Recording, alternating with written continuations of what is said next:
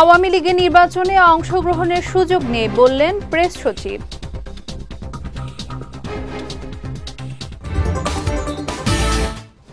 BNP ক্ষমতায় গেলে ক্ষুদ্র নৃগোষ্ঠীর সমস্যা সমাধান করা হবে প্রতিশ্রুতি ফখরুলের।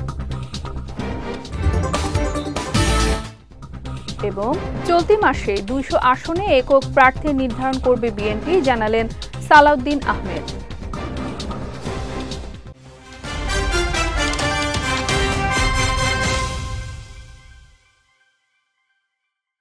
আসসালামু আলাইকুম। পুষ্টি চা নিবেদিত বিজয় রাতের সংবাদে আমন্ত্রণ জানাচ্ছি আমি সাদিয়া রেজওয়ানা তন্নি। শুনছিলেন শিরোনাম, এবারে বিস্তারিত।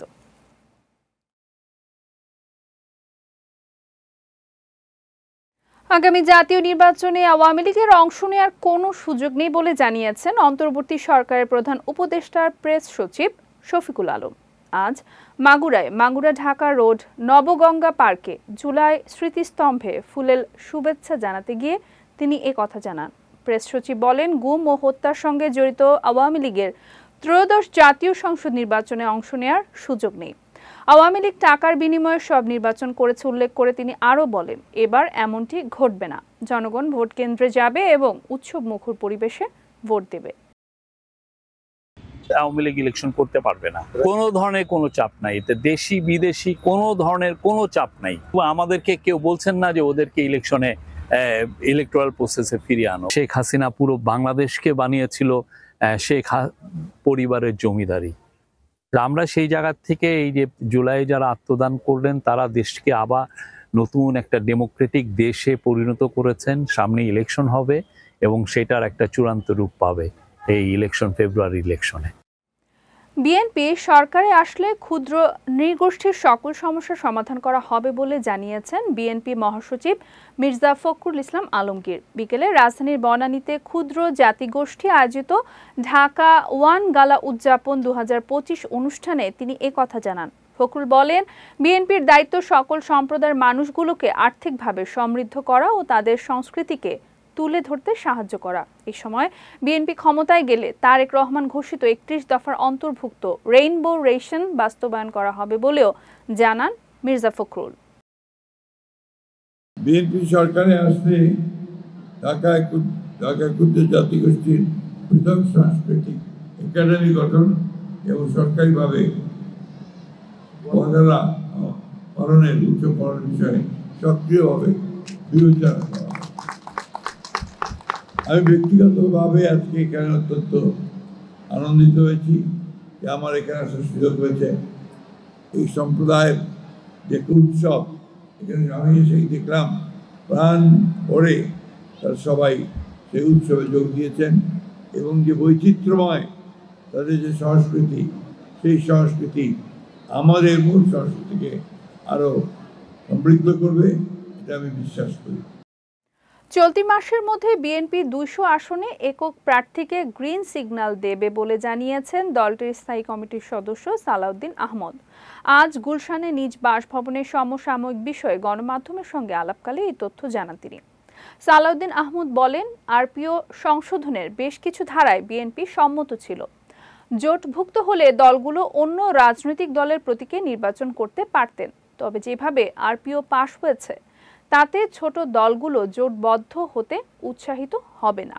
আমরা এই মাসের মধ্যেই দলের পক্ষ থেকে কম বেশি ২০০ নির্বাচনী এলাকায় একক প্রার্থীকে হয়তো আমরা গ্রিন সিগন্যাল দেব, সেই প্রক্রিয়ায় আছে আমরা শেষের দিকে, যাতে করে নির্বাচনী মাঠে একক প্রার্থী হিসাবে তারা কাজ করতে পারে। অনেকেই বলেছে, আমি জানি অনেকেই বলেছে, গণতন্ত্র মঞ্চের পক্ষ থেকে কয়েকটি দল বলেছে এবং ইসলামী দলের পক্ষ থেকে কয়েকটি দল বলেছে, আরো অনেক দল বলেছে যে জোটের প্রার্থীরা যদি নিজ দলের প্রতীকে ইলেকশন করতে হয় সেই ক্ষেত্রে তাদের অনেকের অসম্মতি ছিল। তো যদি জোটভুক্ত যে কোনো দলের বা বড় দলের প্রতীকে নির্বাচন করার বিধানটা যেটা আগে ছিল সেটা বহাল থাকলে আমার তো মনে হয় জাতীয় সংসদটা সমৃদ্ধ হবে। বাজারে উঠতে শুরু করেছে শীতকালীন সবজি, তবে সরবরাহ কম থাকায় এখনও ক্রেতাদের নাগালে আসেনি সবজির দাম। অন্যদিকে এখনও চড়া দামে বিক্রি হচ্ছে মাছ ও ভোজ্য তেল। রাজধানীর বাজার ঘুরে আরও জানাচ্ছেন সহকর্মী সায়ন সাব্বির, ক্যামেরায় ছিলেন সালমান খন্দকার সবুজ। খাওয়া কমাই দিতে হইতেছে, বাধ্য হইতেছি কম নেওয়ার জন্য। অস্বাভাবিক ভাই, এটা কি সম্ভব নাই কি যে জিনিসপত্রের দাম যেভাবে বাড়তেছে? ক্রেতাদের এমন হতাশা দীর্ঘদিনের। নিত্যপণ্যের বাজারে তাদের স্বস্তি নেই। বাজারে একটি পণ্যের দাম কমলে আরেকটির বাড়ে, আর তাই ক্রেতাদের অবস্থাও চরমে। রাজধানীর বাজারে সবজির সরবরাহ বাড়লেও দাম কমেনি, উল্টো সপ্তাহ ব্যবধানে কোনো না কোনো সবজির দাম বেড়েছে। সবজির পাশাপাশি বাজারে মাছের দামও চড়া। চাষের মাছের দামে কিছুটা স্বস্তি থাকলেও নদীর মাছ চড়া দামে বিক্রি হচ্ছে। নদীর মাছ এখন কম, নদী বন্ধ। ওই যে ইলিশ মাছ অভিযানের কারণে এখন নদী বন্ধ, এই কারণে নদীর মাছটার দাম একটু বেশি। 4 দিন পরে আবার দাম কমে যাবো। যেমন আইর মাছ 1200 টাকা কেজি, তখন 1000 হয়ে যাবো। কোরাল মাছ 800 টাকা কেজি, তখন 700 হয়ে যাবে। এরকম সব জিনিসের দামই কমবো। শীতের সবজি বাজারে আসতে এখনও 20 থেকে 30 দিন সময় লাগতে পারে। তবে সাধারণত এই সময়ে বাজারে শীতের আগাম সবজি আসতে শুরু করে, ফলে অন্যান্য সবজির দাম কিছুটা কমে। তবে এবছর শীতের আগাম সবজি এখনও সেভাবে বাজারে আসেনি, ফলে আগামী 2-3 সপ্তাহে সবজির দাম কমার কোনো লক্ষণ নেই বলে জানিয়েছেন বিক্রেতারা। শীতকালীন সবজি এখনো সব কিছু এখনো বাজারে আসে নাই। 1-2 সপ্তাহের ভিতরে এসে যাবে, আসলে একেবারে মালের দাম একেবারে কমে যাবে। এদিকে বাজারে ভোজ্য তেল, সয়াবিন ও পাম অয়েলের দাম বেড়েছে। সয়াবিন তেলের দাম বেড়েছে লিটার প্রতি 5 থেকে 6 টাকা পর্যন্ত। বিক্রেতারা বলছেন সরবরাহ ঘাটতির ফলে দাম বেড়েছে তেলের। তেলের রেটটা অনেক বাড়াইছে, যেমন কি 1 লিটার তেলে 6 টাকা, কোনোটাও দিকে 8 টাকা। এই পণ্যগুলি বাড়ার কারণে তেলগুলি বাজারে সংকট, আর কোম্পানি ঠিকমতো আমাদেরকে তেল দিচ্ছে না। অনেকে আমরা ভুক্তভোগী হচ্ছি, কাস্টমারগুলি বেশি ভুক্তভোগী, জায়গা জায়গা দৌড়াদৌড়ি করে সংগ্রহ করা লাগে। ঊর্ধ্বমুখীর বাজারে রীতিমতো হিমশিম খাচ্ছেন ক্রেতারা। তাদের দাবি সরকার বাজার তদারকি বাড়ালে কমবে নিত্যপণ্যের দাম। বাজারে উঠতে শুরু করেছে শীতকালীন সবজি, তবে পুরোপুরি শীতকালীন সবজি বাজারে না আসায় আগামী 1 থেকে 2 সপ্তাহের মধ্যে সবজি আসলে দাম কমতে পারে অন্যান্য সবজির, এমনটাই বলছেন বিক্রেতারা। পাশাপাশি দাম বেড়েছে সয়াবিন তেল ও পাম অয়েলের। লিটার প্রতি সয়াবিন তেলের দাম বেড়েছে 5 থেকে 6 টাকা পর্যন্ত। ক্রেতাদের ক্ষোভ আর অস্বস্তি মিলিয়ে রীতিমতো বাজার এখন আগুন। সায়ন সাব্বির, বিজয় টিভি, ঢাকা। আগামী 4 দিন দেশের কয়েকটি অঞ্চলে বৃষ্টি হতে পারে বলে জানিয়েছে আবহাওয়া অধিদপ্তর। সকালে এক পূর্বাভাসে বিষয়টি নিশ্চিত করে সংস্থাটি জানায়, আগামীকাল চট্টগ্রাম ও সিলেট বিভাগের 2-1 জায়গায় এবং রোববার সকাল 9টা পর্যন্ত চট্টগ্রাম বিভাগের 2-1 জায়গায় বৃষ্টি অথবা বজ্রসহ বৃষ্টি হতে পারে। এছাড়া এ সময় দেশের অন্যত্র আংশিক মেঘলা আকাশ সহ আবহাওয়া প্রধানত শুষ্ক থাকতে পারে। তবে সোমবার দেশের কোথাও বৃষ্টিপাতের সম্ভাবনা নেই, যদিও মঙ্গলবার চট্টগ্রাম বিভাগের 2-1 জায়গায় এবং বুধবার খুলনা, বরিশাল ও চট্টগ্রাম বিভাগের 2-1 জায়গায় বৃষ্টির পূর্বাভাস দিয়েছে আবহাওয়া অধিদপ্তর। এবারে পুষ্টি চিনি গুঁড়া চাল নিবেদিত জেলার সংবাদ।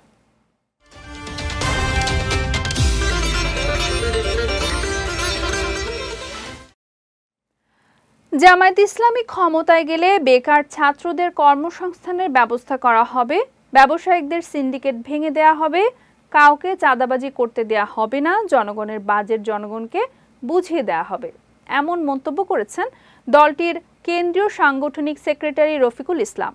সকালে বদলগাছি উপজেলা জামায়াতে ইসলামী কর্তৃক আয়োজিত আগামী জাতীয় সংসদ নির্বাচনী কেন্দ্র কমিটির সদস্যদের নিয়ে আয়োজিত এক সভায় তিনি এসব মন্তব্য করেন। এ সময় কেন্দ্রীয় মজলিসের সুরা সদস্য খ ম আব্দুর রাকিব 48 নওগাঁ 3 এর জামায়াতে ইসলামের মনোনীত এমপি প্রার্থী মাওলানা মাহফুজুর রহমান, নওগাঁ কর্মপরিষদের সদস্য ও বায়তুল মাল সেক্রেটারি রফিকুল ইসলাম সহ অনেকেই উপস্থিত ছিলেন। টেকনাফের বাহারছড়ার গহীন পাহাড়ে অভিযান চালিয়ে পাচারের উদ্দেশ্যে জিম্মি রাখা নারী ও শিশুসহ 44 জনকে উদ্ধার করেছে কোস্টগার্ড। বিকেলে এই তথ্য নিশ্চিত করেন কোস্টগার্ডের মিডিয়া কর্মকর্তা লেফটেন্যান্ট কমান্ডার সিয়ামুল হক। তিনি জানান, গোপন সংবাদের ভিত্তিতে পিনিস ভাঙা পাহাড়ি এলাকায় গতকাল মধ্যরাত থেকে সকাল পর্যন্ত অভিযান চালায় কোস্টগার্ড। এই সময় পাচারকারীদের গোপন আস্তানা থেকে বন্দী 44 জনকে উদ্ধার করা হয়। জিজ্ঞাসাবাদে উদ্ধারকৃতরা জানায়, কয়েকটি সংঘবদ্ধ পাচারকারী চক্র বিদেশে উচ্চ বেতনের চাকরি, উন্নত জীবনযাপনের স্বপ্নসহ নানা প্রলোভন দেখিয়ে দেশের বিভিন্ন এলাকা থেকে বাংলাদেশি ও রোহিঙ্গা নাগরিকদের মালয়েশিয়ায় পাচারের উদ্দেশ্যে জিম্মি করে রেখেছিল। এমনকি পাচারকারীরা তাদের আটকে রেখে নির্যাতনের মাধ্যমে মুক্তিপণ আদায়ের চেষ্টাও করেছিল। এদিকে অভিযান চলাকালে পাচারকারীরা পালিয়ে যাওয়ায় কাউকে আটক করা সম্ভব হয়নি। তাদের আটকে কোস্টগার্ডের গোয়েন্দা নজরদারি ও অভিযান চলমান রয়েছে। মধ্যরাত ২টা হতে সকাল ৭টা পর্যন্ত বাংলাদেশ কোস্টগার্ড উক্ত এলাকায় একটি বিশেষ অভিযান পরিচালনা করে। অভিযান চলাকালে কোস্টগার্ড সদস্যরা উক্ত পাহাড়ের চূড়ায় পাচারকারীদের গোপন আস্তানা হতে পাচারের উদ্দেশ্যে বন্দী থাকা নারী ও শিশুসহ ৪৪ জন ব্যক্তিকে উদ্ধার করে। উদ্ধারকারীদের জিজ্ঞাসাবাদে জানা যায় কয়েকটি সংঘবদ্ধ পাচারকারী চক্র বিদেশে উচ্চ বেতনের চাকরি, সুবিধাজনক কর্মসংস্থান, উন্নত জীবনযাপনের স্বপ্ন, অল্প খরচে বিদেশ যাত্রা এবং বিনা অর্থে প্রেরণ করে পরবর্তীতে কর্মস্থলে কাজের মাধ্যমে খরচ পরিশোধের সুযোগের প্রলোভন দেখিয়ে টেকনাফ সহ দেশের বিভিন্ন এলাকা থেকে বাংলাদেশি ও রোহিঙ্গা নাগরিকদের মালয়েশিয়ায় গমনে উদ্বুদ্ধ করে টেকনাফের গহীন পাহাড়ে গোপন আস্তানায় জিম্মি করে রেখেছিল। সুনামগঞ্জের পর্যটন স্পট টাঙ্গুয়ার হাওরে ঘুরতে এসে একটি যাত্রীবাহী বাস নিয়ন্ত্রণ হারিয়ে খাদে পড়ে মা ও মেয়ে নিহত হয়েছেন। এই সময় আহত হয়েছেন আরও অন্তত ১০ যাত্রী। আজ ভোরে শান্তিগঞ্জ উপজেলার পাগলাবাজার সংলগ্ন ইনাতনগর গ্রামে এই দুর্ঘটনা ঘটে। বিষয়টি নিশ্চিত করে জয়কলস হাইওয়ে থানার ভারপ্রাপ্ত কর্মকর্তা সুমন কুমার চৌধুরী জানান, পর্যটকবাহী বাসটি শান্তিগঞ্জ উপজেলার পশ্চিম পাগলা ইউনিয়নের ইনাতনগর গ্রামের রাস্তার প্রবেশ মুখে পৌঁছালে নিয়ন্ত্রণ হারিয়ে খাদে পড়ে যায়। এতে ঘটনাস্থলে বাস চাপায় মঞ্জুরা আক্তার ও তার মেয়ে আয়শা সিদ্দিকা নিহত হন। এদিকে এই ঘটনায় স্থানীয়রা আহতদের উদ্ধার করে শান্তিগঞ্জ উপজেলা স্বাস্থ্য কমপ্লেক্সে পাঠিয়েছে বলে জানিয়েছেন পুলিশের এই কর্মকর্তা। যাচ্ছি পুষ্টি ড্রিঙ্কিং ওয়াটার নিবেদিত খেলার সংবাদে।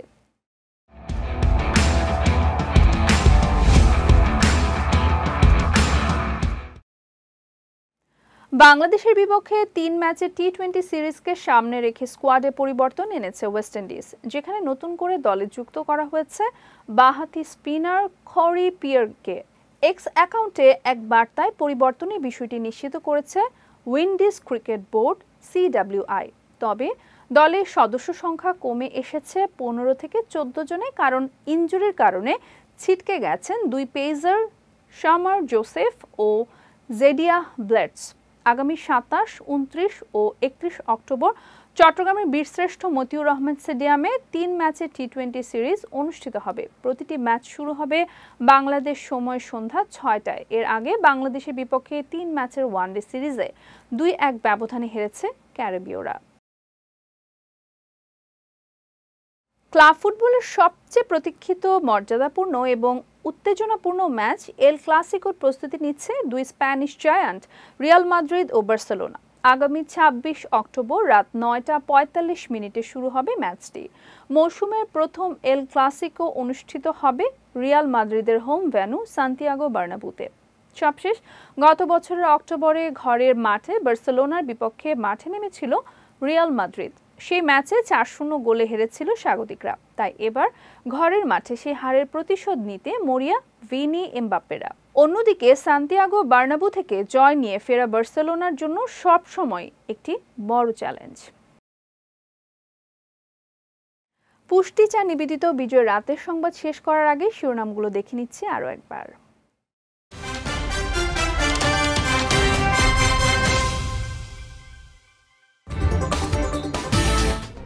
আওয়ামী লীগের নির্বাচনে অংশগ্রহণের সুযোগ নেই বললেন প্রেস সচিব।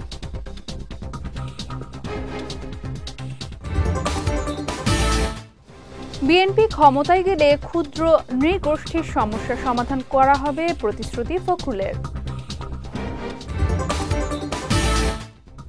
এবং চলতি মাসে ২০০ আসনে একক প্রার্থী নির্ধারণ করবে বিএনপি, জানালেন সালাউদ্দিন আহমেদ।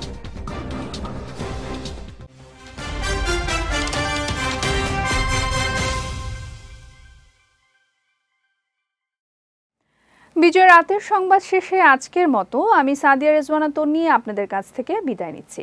আগামীকাল একই সময়ে নতুন সব খবর দেখতে চোখ রাখুন বিজয় টিভিতে। এছাড়াও আজকের বিজয় রাতের সংবাদের ভিডিও দেখতে পারেন আমাদের ইউটিউব এবং ফেসবুক পেজে। আমাদের ইউটিউব হলো youtube.com/বিজয় টিভি অফিসিয়াল এবং আমাদের ফেসবুক পেজ হলো facebook.com/বিজয় টিভি লিমিটেড। এতক্ষণ সঙ্গে থাকার জন্য ধন্যবাদ সবাইকে।